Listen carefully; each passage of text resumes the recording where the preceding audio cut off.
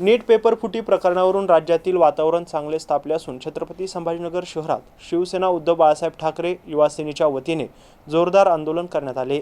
RCC क्लासेसचे संचालक मोटेगावकर यांना अटक झाल्याची माहिती समोर आल्यानंतर संतप्त कार्यकर्त्यांनी आंदोलन करत निषेध व्यक्त केला आहे।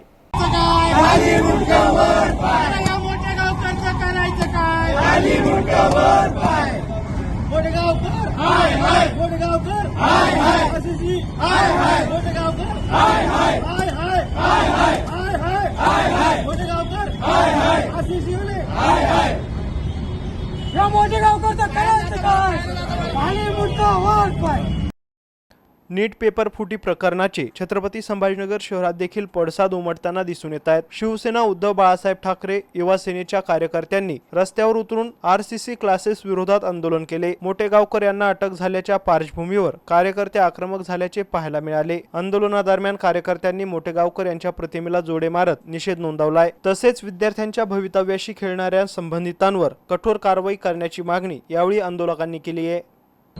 मागच्या काही दिवसापूर्वी आपण सगळ्यांनी बघितलं असेल, महाराष्ट्रामध्ये तर पूर्ण देशभरात जे नीटचे NEET नीटचे अभ्यास करणाऱ्या विद्यार्थ्यांच्या ज्या पेपर फुटी झालेली आहे, त्याच्यामध्ये सर्वातच मोठा सहभाग आहे जे क्लासेसवाल्यांनी जो आता उद्योग मांडलेला आहे, क्लासेसचा व्यवसाय मांडलेला आहे, त्यांचा सगळ्यात मोठा सहभाग आहे। त्यांच्या या कृत्यामुळे जे ग्रामीण भागातून शेतकरी संभाजीनगर, पुणे, मुंबई अशा ठिकाणी नीटचे क्लासेससाठी 2-2, 3-3 वर्ष आयुष्यातले त्यांचे खर्च करतात, मेहनत करतात। त्या मेहनतीवर अशा वृत्तीनं एक पाणी टाकून त्यांच्या मेहनतीचं कवडीमोल भाव केलेला आहे। या पेपर फुटीमुळं असंख्य विद्यार्थ्यांचं डिप्रेशन असू द्या किंवा आर्थिक पालकांचं जे गरीब कुटुंबातून येतात त्यांची हालाकीची परिस्थिती असते, अशा शेतकरी बांधवांचे जे विद्यार्थी असे आपल्या शहरात शिकायला येतात किंवा सगळीकडेच असतात, अशा बांधवांचं मोठ्या प्रमाणात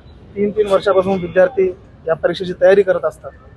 भविष्यात त्यांचं उज्ज्वल भविष्यासाठी ते प्रयत्न करत असतात, पण अशा वृत्तीमुळे या विद्यार्थ्यांचं भविष्य धोक्यात येत आहे।